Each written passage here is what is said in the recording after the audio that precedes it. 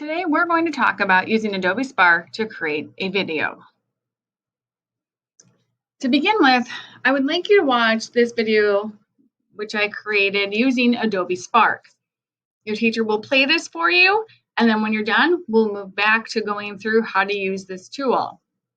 So begin watching now. Now that you've watched my example video, it's time for you to get started. To do this, you're going to need to head to spark.adobe.com. So let's do that. Once you get here, it's going to ask you to create an account. For our purposes, you are going to go over here to where it says teacher or student and click log in with school account. After you do that, it's going to ask you to create an account. In this case, you're going to go ahead and continue with Google. And then you're going to click Enterprise ID for the company or the school account. Then you will need to select a profile to sign in. You want, again, the classroom account.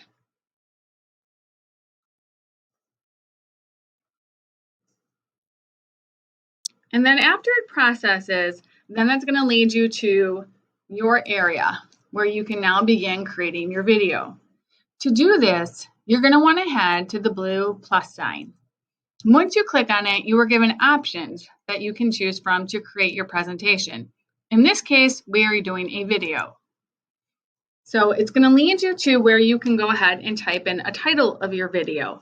Now you can always skip this if you're unsure as to what you want to title it, but if you want to, just for purpose's sake, type in 1920s, go ahead and then click next.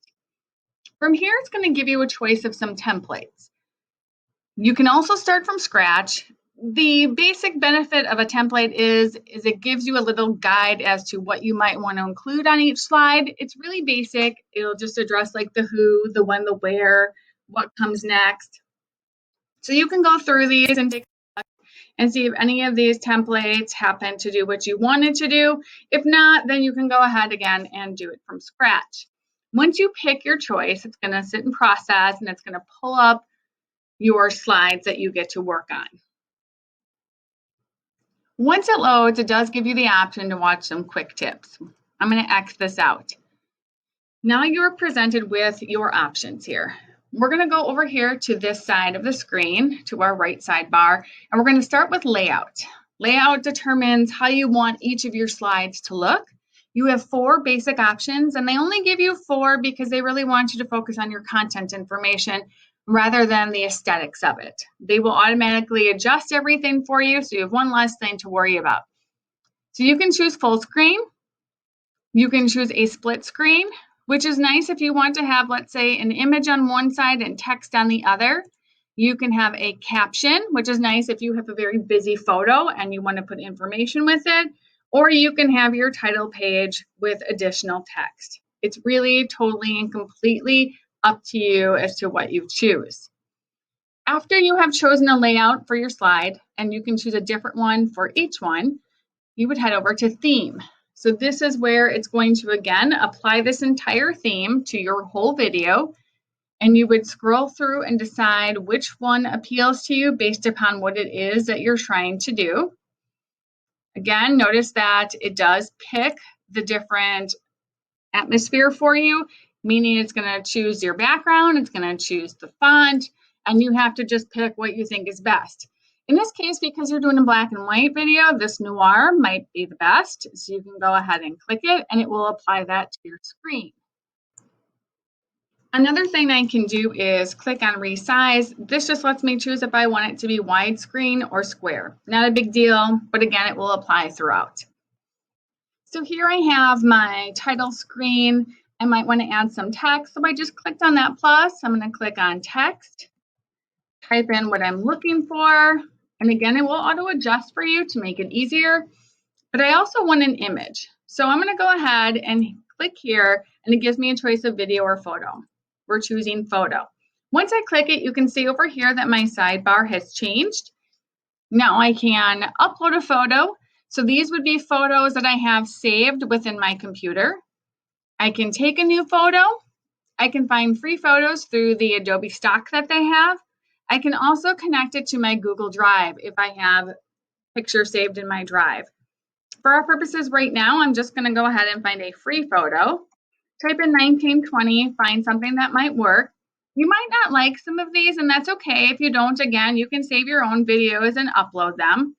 If you find one you like, you click on it, and you can see automatically it pops up. It will default to filling the entire screen.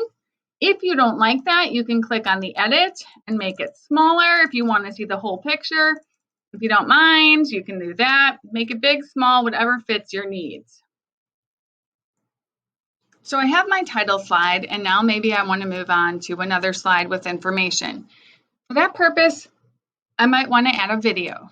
To do that, I'm going to click on the video icon, and then it's going to take me, as you can see, to my computer files. And that is because they want you to make sure that you are using your own videos. If you need to download a video from somewhere, go ahead and do that.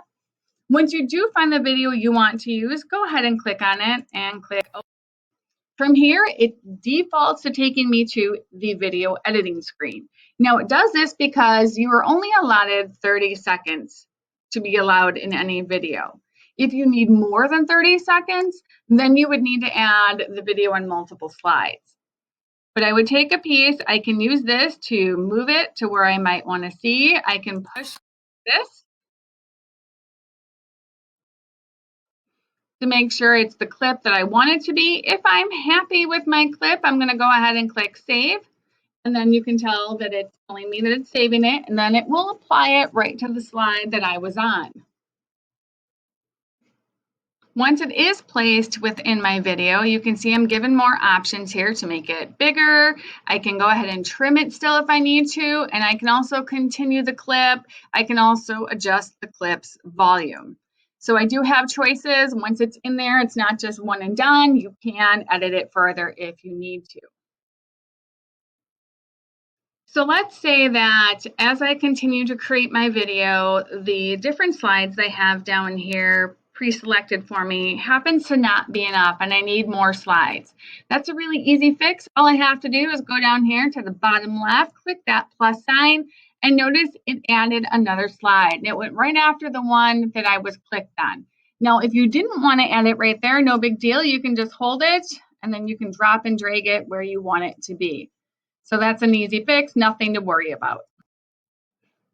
So when you want to add information to your slides, all you have to do is head to that center, you'll go to the plus, and then you will type in your information. When you type in that information, it will auto adjust the size of the font, or you can go ahead and click on it like I did here, and then make it smaller or make it bigger according to your needs. Another thing you want to be aware of when you're putting in text is the time frame being spent on that slide. Now here it's asking me to remove narration, so I'm going to do that. Now it has put this slide here at like 7 seconds.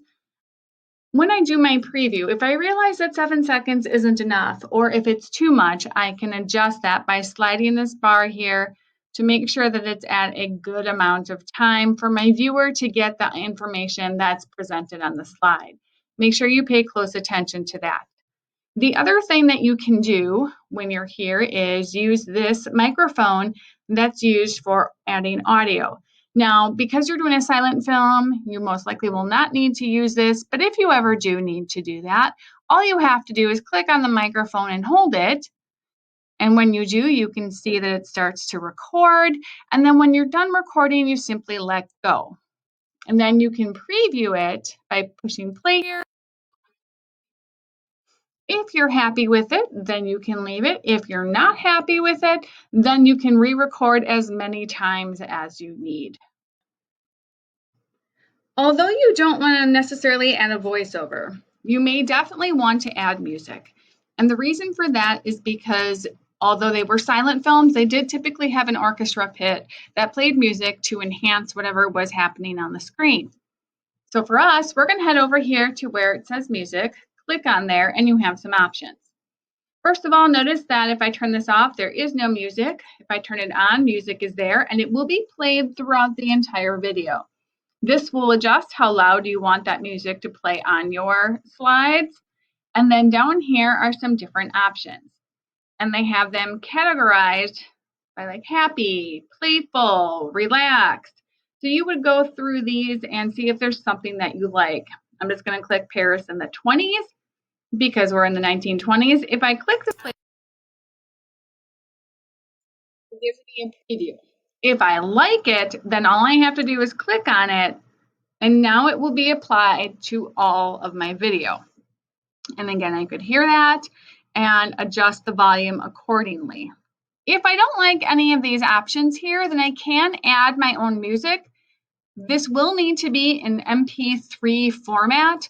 So make sure that if you decide to add your own 1920s music, that it is saved in an MP3. To help you find that 1920s music that you might want to use instead of the ones that they provide, I do have here for you on those slides 3 options of free royalty music from the 1920s that you could go ahead and use, and it allows you to download. So here they are. You can feel free to take a look and download something that best fits your project.